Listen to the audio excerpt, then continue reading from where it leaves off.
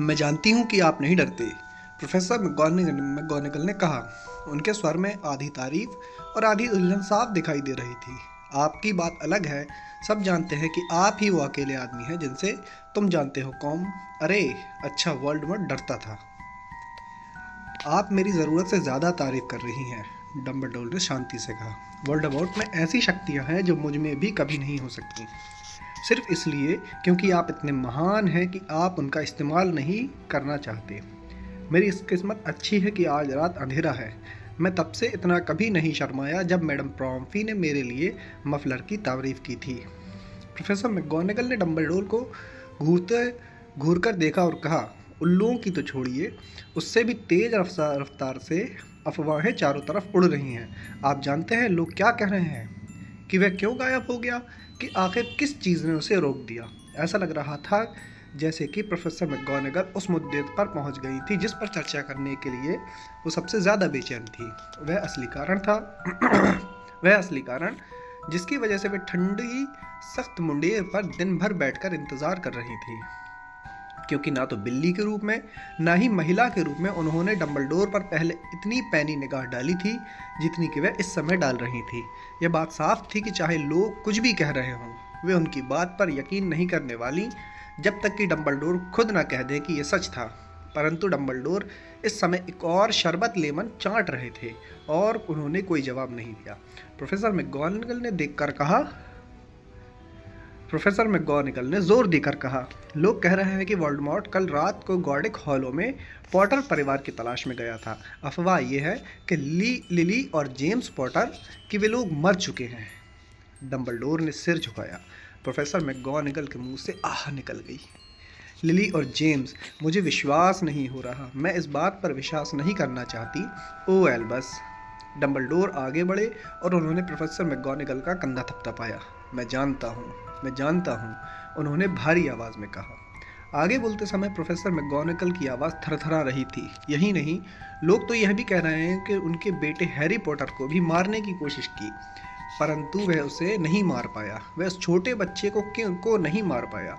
कोई नहीं जानता क्यों या कैसे, परंतु लोग कह रहे हैं कि जब वोल्डेमॉर्ट हैरी पॉटर को नहीं मार पाया तो उसकी शक्ति नष्ट हो गई और इसलिए वो गायब हो गया।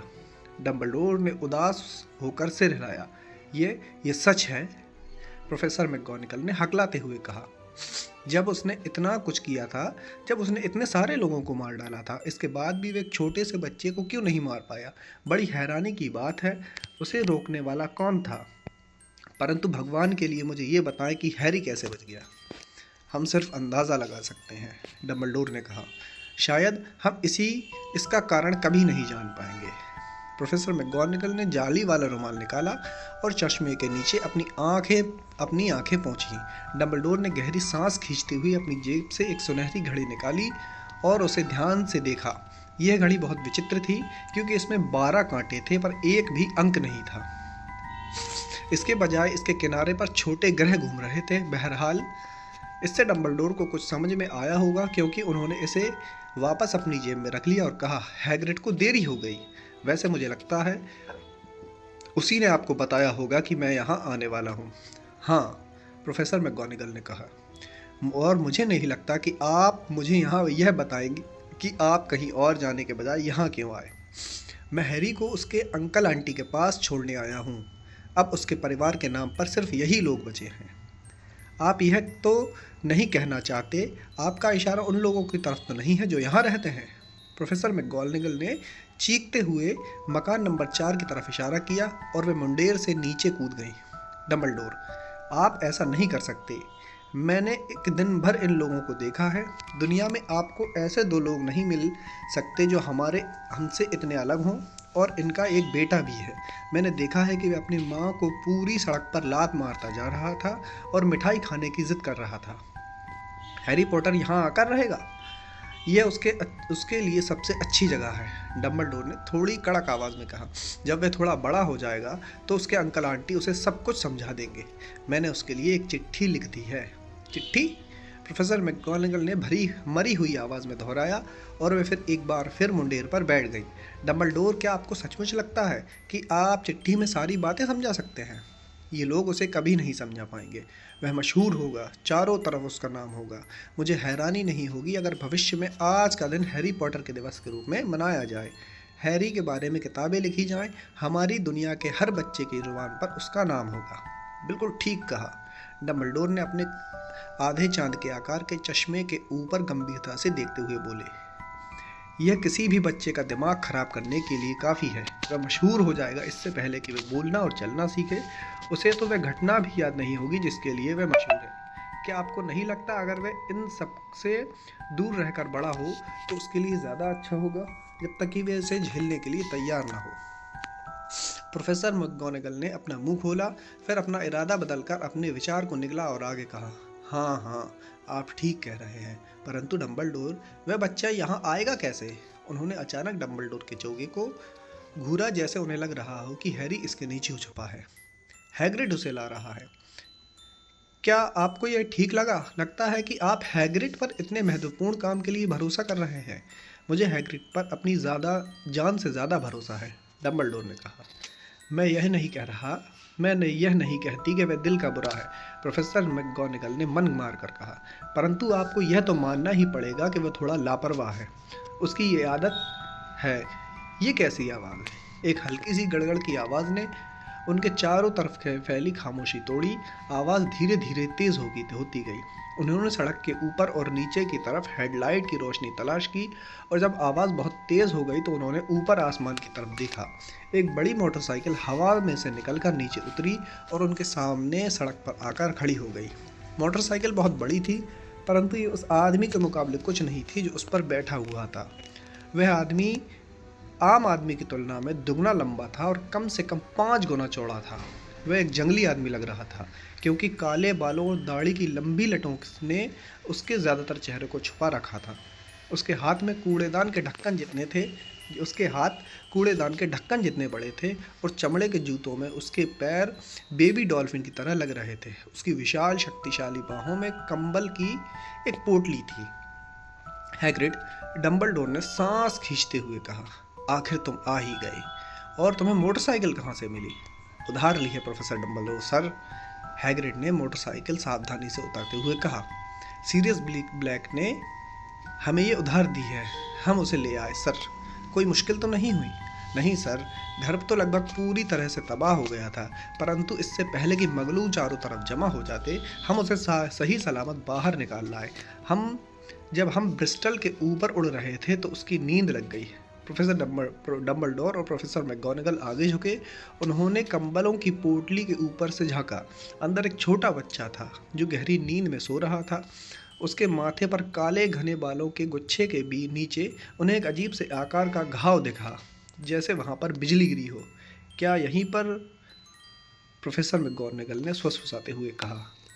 हाँ, डम्बलडोर ने कहा, उसके माथे पर वह निशान जिंदगी भर रहेगा।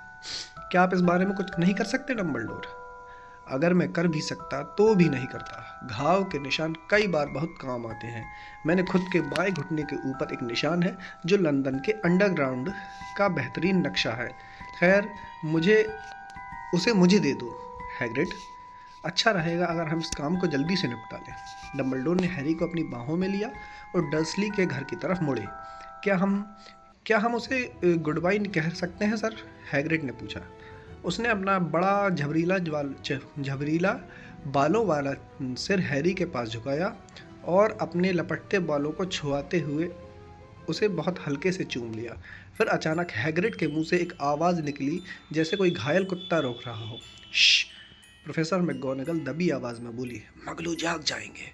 सॉरी, हैग्रिड ने सिसकते हुए कहा।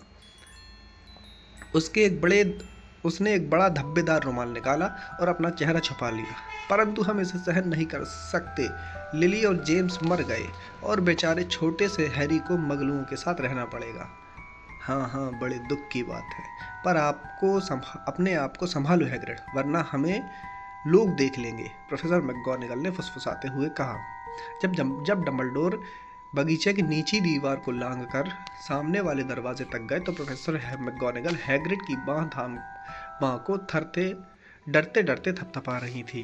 डम्बलडोर ने हैरी को दरवाजे की सीढ़ियों पर धीरे से लटा दिया और अपने चोगे से एक चिट्ठी बाहर निकाली। उसे हैरी के कंबलों के अंदर सावधानी से रखा और इसके बाद वे उन दोनों के पास लौट आए। पूरे 1 मिनट तक वे तीनों खड़े रहे और छोटी सी काली पोटली को निहारते रहे। हैग्रिड के कंधे हिल रहे थे, प्रोफेसर मैगोनागल की पलकें लगातार झपक रही थीं और डंबलडोर की आंखों में जो चमक आम तौर पर नजर आती थी वो इस समय नहीं दिख रही थी। तो डंबलडोर ने अंत में कहा, अब हमारा काम खत्म हो चुका है, अब यहाँ रुकने की कोई ज़रूरत नहीं।